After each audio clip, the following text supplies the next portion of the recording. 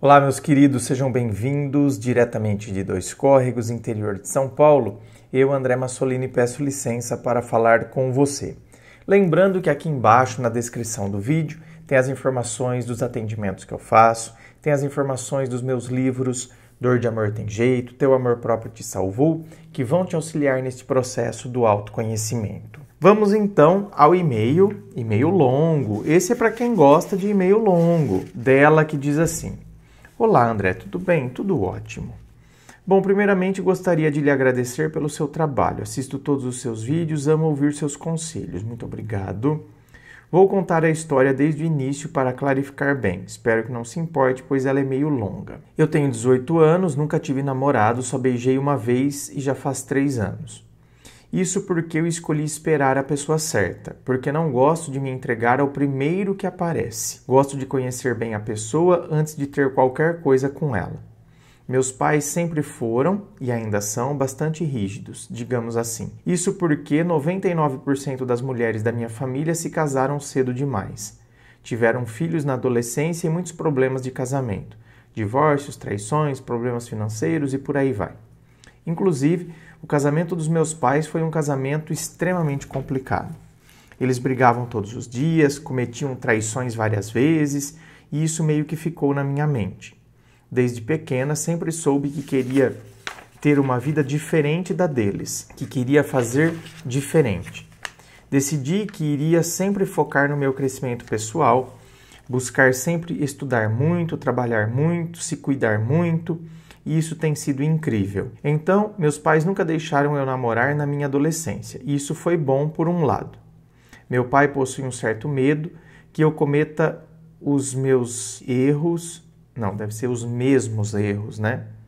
Que ele e minha mãe cometeram, ou seja, escolher a pessoa errada para casar. Bom, aqui você acabou de falar que o seu pai considera a sua mãe a pessoa errada para ele e a sua mãe considera o seu pai a pessoa errada para ela. Estou trabalhando juntamente com minha irmã numa loja de roupas em que ela é gerente. Já faz uns 8 meses. Há mais ou menos 2 semanas apareceu um rapaz na loja, vendendo roupas e coisas de comer. Ofereceu para mim e minhas colegas de trabalho e minha irmã. E nós compramos pastéis dele. Passou uns 3 dias e ele voltou na loja, só que dessa vez não compramos nada porque não tínhamos dinheiro. Na hora de ir embora, ele se virou para mim e me perguntou: Olá, moça bonita, qual o seu nome? E eu respondi: Meu nome é... Colocou o nome aqui. E ele respondeu: Prazer, tá. Meu nome é... tá. Espero que a gente se veja por aí. Eu fiquei em choque, não esperava mesmo por aquilo. Nunca tinha escutado uma cantada na minha vida. Daí passaram-se uns 2 dias e ele voltou na loja. Dessa vez não ofereceu nada. Apenas chegou em mim, me cumprimentou e disse que havia me procurado por todas as redes sociais e não me achou. Eu respondi que é porque eu não tenho redes sociais. Ele pediu meu WhatsApp e eu dei. Então começamos a conversar por lá. Eu fiquei meio assustada, pois ele já chegou falando que havia se encantado por mim, pelo meu sorriso, que estava interessado em mim. Ele foi muito educado comigo, não falou besteiras nem nada do tipo. Entretanto, ele no mesmo dia me convidou para sair, e eu respondi educadamente que não, pois queria conhecê-lo primeiro antes de ter um encontro. Até porque sabemos que hoje em dia muitas pessoas já morreram ao se encontrarem com desconhecidos e eu prefiro evitar. Ele insistiu bastante e eu pedi com educação que ele respeitasse a minha decisão, pois eu queria fazer as coisas direitinho, tudo no seu tempo. Já não gosto disso. Já não gosto quando fica insistindo. Dá ranço. Ele demonstrou ter ficado chateado, mas não insistiu mais. Ah, ficou chateado? Não gosto também. Tô falando que não quero, tô falando pra pessoa respeitar a minha decisão, que a gente quer ficar chateadinho. Tá me conhecendo agora, tá trocando ideia comigo agora. Ai, eu, hein? Pegajoso, hein? Sai fora, hein? Uma semana depois de muitas conversas, ele me convidou para sair e eu resolvi aceitar. Como eu disse no início, meus pais são bem rígidos, então eu tive que mentir que iria trabalhar em outra loja para poder ir ao encontro dele. Minha irmã acobertou a situação. Fiquei bastante nervosa no encontro, com medo de que algum conhecido me visse e contasse para os meus pais, ou de fazer tudo errado. Ele foi super carinhoso comigo, super educado, romântico, nunca havia sido tratada assim. Ficamos conversando sobre muitos assuntos, principalmente sobre música. No entanto, ele ficou falando que queria que eu fosse a esposa dele, mãe dos filhos dele. Ai, meu Deus do céu. Ai, Senhor Jesus. Meu Deus do céu. Como que pode, gente? Eu tô saindo, eu tô no primeiro encontro. E o cara falando que quer que eu seja a esposa dele, mãe dos filhos dele. Pelo amor de Deus. Isso aqui é desequilíbrio, gente. Não é. Isso aqui tem que ter um desequilíbrio aqui. Não é possível. Ficou falando sobre o futuro e isso meio que me deu um certo choque. Porque eu senti que ele estava apressando as coisas. Apressando? Ficava falando que me amava, que eu sou a mulher da vida dele, que eu sou linda, maravilhosa e um monte de coisas. Uma coisa que me incomodou um pouco foi o fato dele ficar o tempo todo me pressionando para beijá-lo. Eu estava tão nervosa, preocupada, tensa. Eu nunca tinha tido um encontro na minha vida. Acabei dando um selinho nele porque eu não estava nem um pouco confortável. E o mais estranho é que eu não senti nada no beijo. Sabe, eu não senti que gostava dele ou algo do tipo. Havíamos combinado, eu e minha irmã, que 19h30 eu já estaria indo embora para a casa da nossa mãe, que era onde ela estava. Ele insistiu bastante para que eu ficasse um pouco mais. Ai, que cara insistente, cara chato. Mas eu disse que infelizmente teria que ir e ele se ofereceu para ir comigo até a metade do caminho e eu aceitei. Quando chegamos perto da metade do caminho, minha irmã enviou mensagens para ele, dizendo que o nosso pai já havia chegado em casa e que ele estava muito preocupado por eu ter demorado tanto. Então eu acabei correndo até em casa, apavorada. No caminho eu tive que parar porque eu estava com muita ansiedade. Não estava conseguindo processar as coisas. Eu estava com muito medo de acabar machucando aquele rapaz. Porque ele mal me conhecia, mas já estava falando que me amava, que queria namorar comigo e um monte de coisas, e eu não fazia ideia do que eu sentia. Era muito cedo ainda. Acabei chorando. Enxuguei as lágrimas e segui o caminho. Chegando em casa, meus pais me perguntaram o que tinha acontecido para eu ter demorado tanto. E eu tive que mentir que havia me perdido no caminho. Minha irmã notou que eu estava com os olhos vermelhos, me chamou num canto e perguntou se o rapaz havia feito algo de errado. Eu disse que não, que ele havia sido muito respeitoso comigo e tudo mais, mas que depois conversaríamos sobre quando chegássemos no apartamento, eu e ela. Ao chegarmos no apartamento, contei a ela que eu senti que ele estava se apressando muito, que eu estava achando estranho ele dizer que ama, sendo que nos conhecemos há pouquíssimos dias, que eu queria ir com calma, conhecer melhor ele, que é muito cedo para falar de sentimentos. Minha irmã começou a gritar comigo, dizendo que eu estava sendo infantil, criançona. Infantil, criançona? Sua irmã tá boa da cabeça, bem?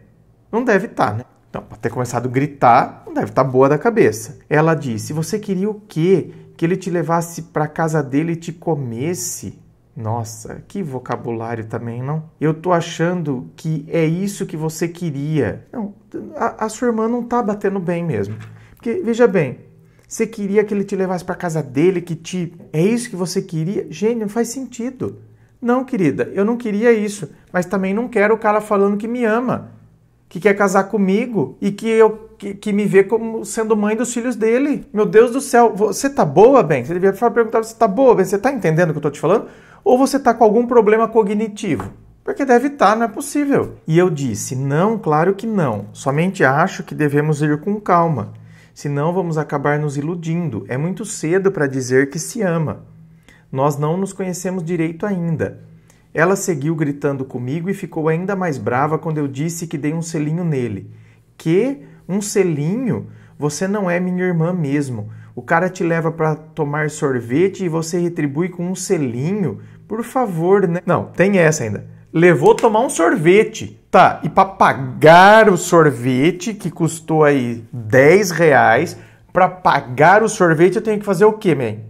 Passar sorvete no meu peito, pedir pra ele lamber? O cara te leva pra tomar um sorvete e você só dá um selinho nele, que tem que rolar com ele no chão, beijar a língua, até enfiar a língua no ouvido dele? Ah, bem, a sua irmã também, pelo amor de Deus, né? Bom, por isso que já transou e já engravidou logo, né? Tentei acalmar a situação, mas ela não parava de gritar. Aí eu simplesmente falei que quem tem que decidir o que deve ou não fazer sou eu.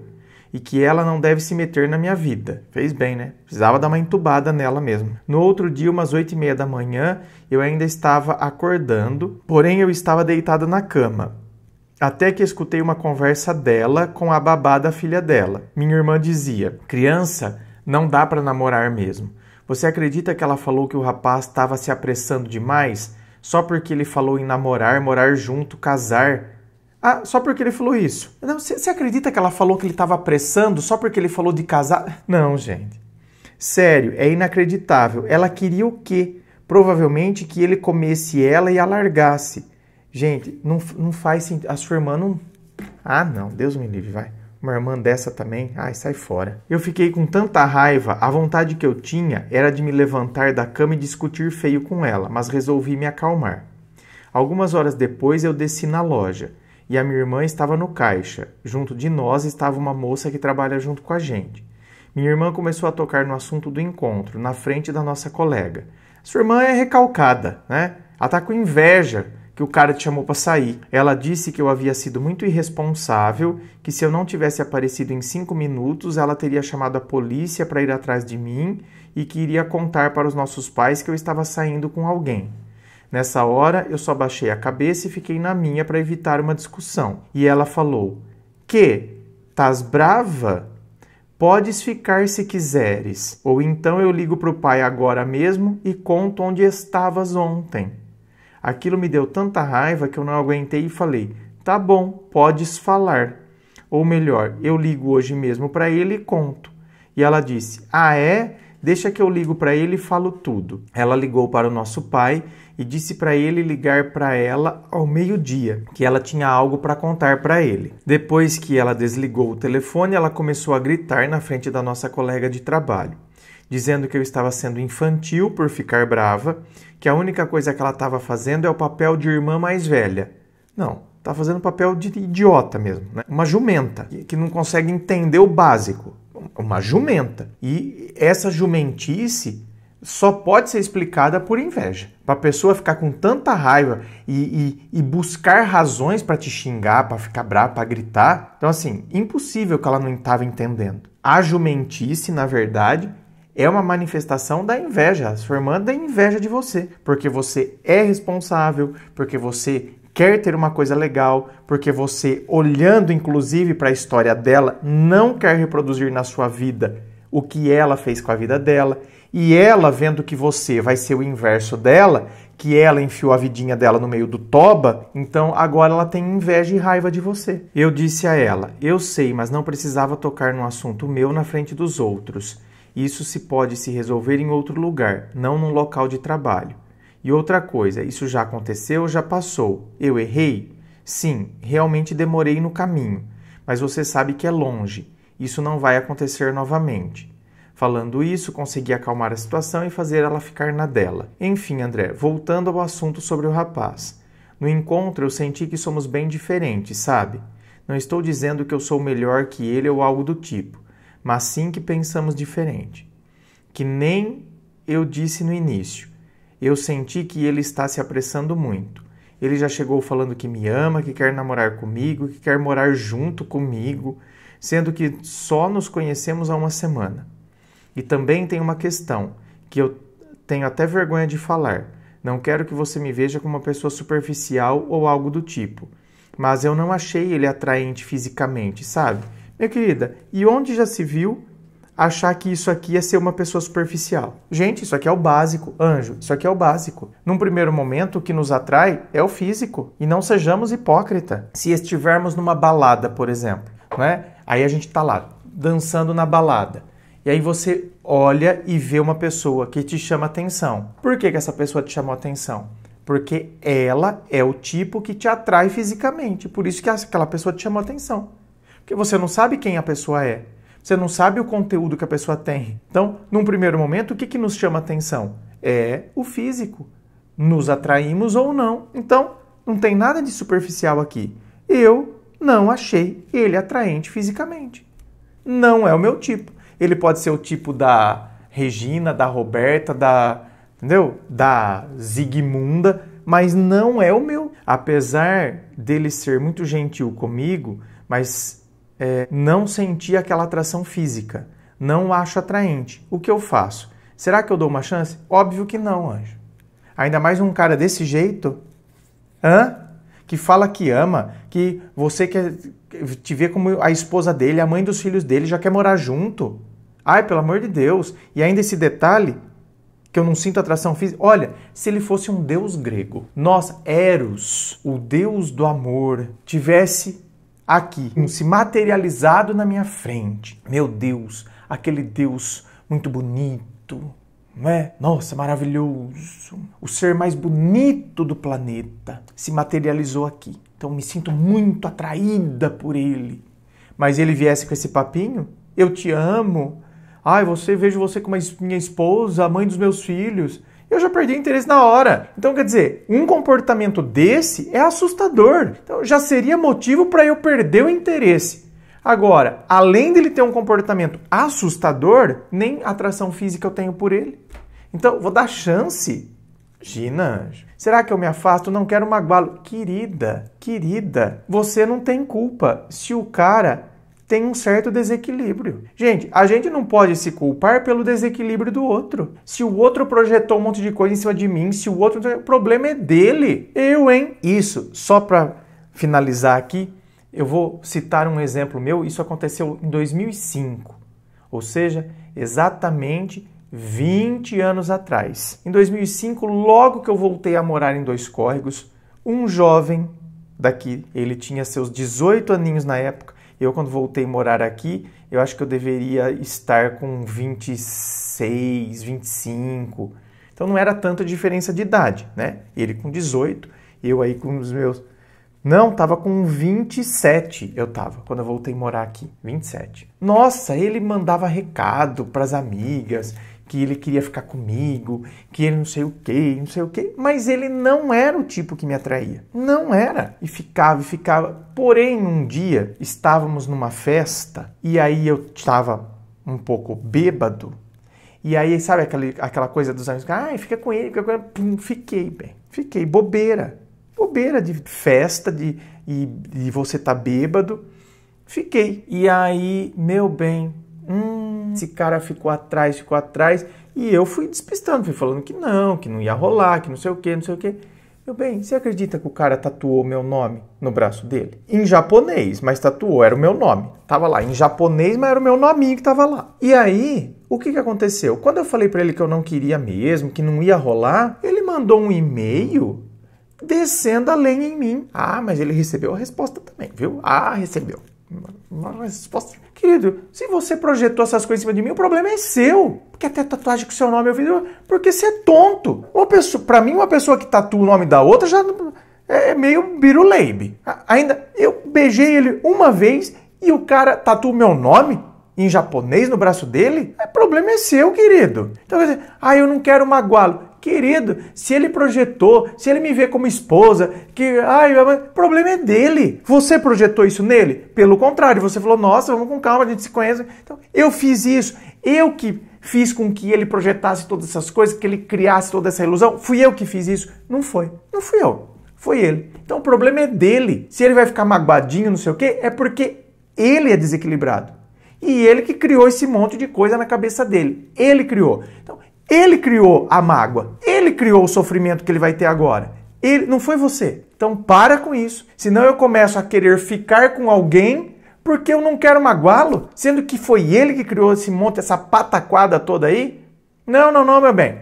Toca o barco, segue embora e sem culpa, hein? Como aconteceu comigo lá, 20 anos atrás, mas se teve uma coisa que eu não senti naquela época lá, nesse caso aí do cara tatuou teve uma coisa que eu não senti, mas sabe o que é zero? Zero. Não é que foi 0,01, é zero. Zero culpa. Você acha que tinha por que eu me sentir culpado? Porque o cara... Não, zero. André, mas você beijou ele. Querida, e a gente não vai em balada e não beija as pessoas? E você sai tatuando o nome da pessoa que você beijou na balada? Zero culpa. Tem coisas que a gente tem que ter zero culpa, porque é projeção do outro. E a gente não pode carregar o que é coisa do outro. Inscreva-se. Fico aqui aguardando a sua inscrição. Se você curtiu, dá o seu joinha, compartilhe com seus amigos. Muito obrigado, beijo no coração e, é claro, um forte Abraço.